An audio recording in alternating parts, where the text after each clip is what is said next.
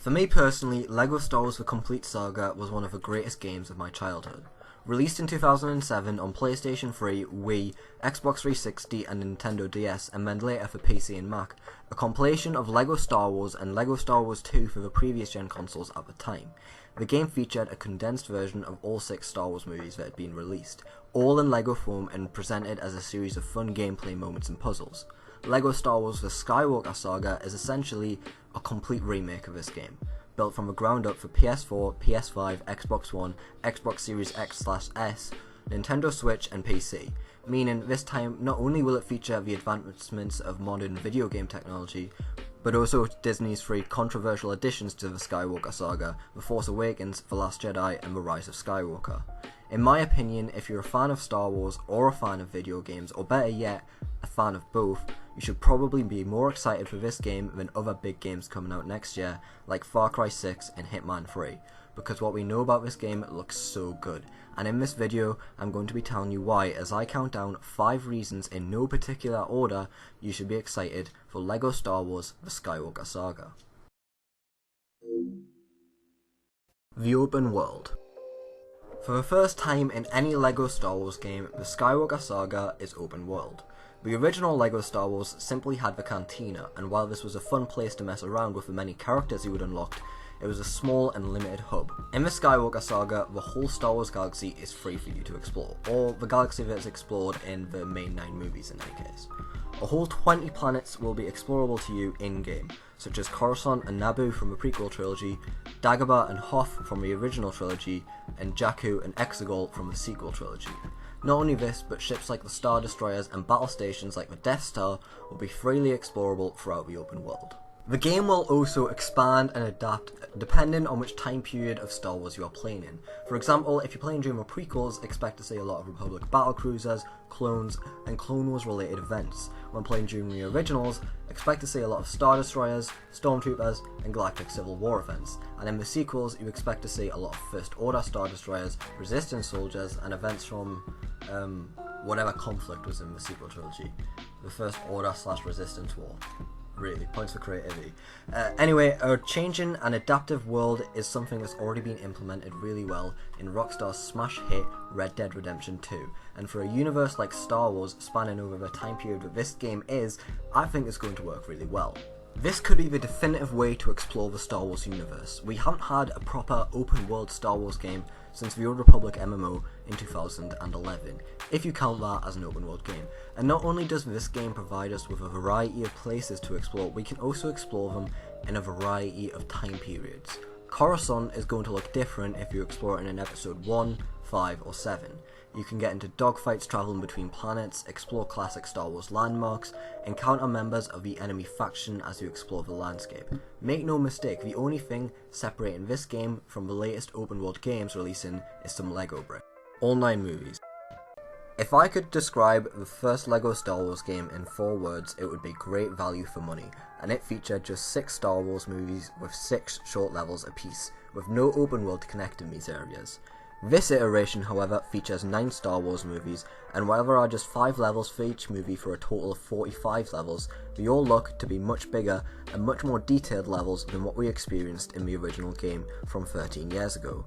Not only this, but we all know there's going to be this big, massive open world to connect you from area to area, and side quests to explore as you go about the missions, further expanding the sheer size of this game. Some people may be thinking, yes, that's all very well and good, but I already own LEGO Star Wars The Complete Saga. I have nostalgia for it, I know it's good, I don't have to pay more for it, and I don't care for Disney Star Wars movies. That may be the case, but consider this. This game aims to try and deliver a completely different experience from what we saw in LEGO Star Wars. A good example of this is the fight between Mace Windu and Palpatine in Episode 3. A sad omission from the original game now included here. In the original game, we instead got to play as Yoda on Kashyyyk, but we know this is going to be included in the game as well from the trailer, so don't expect omission, just expansion. So if you want, you can consider this game your single player Star Wars story mode game, except it doesn't have to be. Like previous LEGO Star Wars games, the Skywalker Saga implements the classic couch co-op we have come to know and love, so you can play this with your family or friends. Or not. I mean, for all we know, by the time this game comes out, this pandemic could still be raging, so if you're still watching this and the game's released and the pandemic's not over, maybe don't play with friends. The element of teamwork is one of the best parts of LEGO Star Wars games, so if you're looking for a non-online game to play with someone and tackle missions, this will be the game for you. Many planets and characters. I've already touched on the planets a bit, but I want to reiterate just how massive this is for a LEGO game. Previous LEGO games had hub areas for sure, but I'm going to list every planet confirmed to be in the game. Coruscant, Naboo, Tatooine, Geonosis, Utapau, Kashyyyk, Mustafar, Yavin 4, Hoth, Dagobah, Bespin, Endor, Jakku, Takodana, Dakar, Starkiller Base, Ahch-To, Cantonica, Crate, Agent Kloss, Pisana, Kijimi, Kefbia, and Exegol. If you're not familiar with a few of those last ones, don't worry, I've blocked the Rise of Skywalker from my memory too. But the sheer number of those planets, if a planet is extensively featured in one of the 9 main Star Wars movies, it's basically here. Once again, this is the definitive Star Wars exploration experience, until EA pull their finger out of their arse and make an open world Star Wars game. But even then, I'd be surprised if it rivaled this game in size and scope. And then the characters. TT Games have announced that they will feature over 500 separate minifigures in the game. Not just individual characters, but loads of variations on them. For example, Anakin is definitely going to have a figure each for episode 1, 2 and 3, and then have dark side variations, his Darth Vader version, and possibly a ghost version, and loads of other possible variations. Apply that to every Star Wars character, and then you've got a lot of figures. Trying to collect as many characters as I can is going to be one of my goals, and I think it's going to be a lot of fun, quite literally, building my collection. Basically, this means that if something appears in the 9 Star Wars movies, whether that be character, location, or even vehicle, chances are it's going to be in this game, exploring anywhere in Star Wars as anyone. The possibilities are pretty much endless, and with characters having unique abilities and being reacted to differently, the role-playing opportunities are there. It's the Star Wars sandbox fans have always dreamed of. The combat system. LEGO games have always typically been puzzle games. The combat was pretty basic and typically entailed just pressing a button to swing a lightsaber or fire a blaster. The game has managed to retain that simplistic fun while also expanding the combat system, such as lightsaber wielders being able to use a variety of light attacks, heavy attacks, and force moves in a similar fashion to a lot of recent RPGs, which I assume means you're going to have to adapt your playstyle depending on what type of enemy you are facing. Some enemies may be more susceptible to force attacks, whereas some enemies might be more susceptible to your lightsaber. With the blaster combat, the game is pretty much a third-person shooter. The camera angle has been changed from the sort of top-down view you might have in old LEGO games. The game follows you over the shoulder, similar to how it did in LEGO Star Wars The Force Awakens, and the gameplay is a lot more hands-on and engaging as you have to actually aim and fire at your enemies, making for much more engaging, challenging, and immersive gameplay, or as immersive as you can really get in a LEGO game. So don't think of this as your typical LEGO puzzle game. This game is so much more, and as I said, the only thing separating this from the latest games releasing is the fact that it's made of LEGO bricks, which is arguably more of an advantage than a disadvantage. All that core gameplay of puzzles is still there, but with a connective tissue of a AAA action game to get you between those places. Voice acting or not. One of the biggest complaints about the newer LEGO games is that they all feature a load of voice acting. In the older LEGO games, part of their quaintness and humour was accented by the lack of voice acting and their way of communicating through grunts and physical humour, using gags to communicate. If you want to play like this, TT Games have implied that they are working a way to do so in LEGO Star Wars The Skywalker Saga and recapture the way you felt playing the original game all the way back in 2007.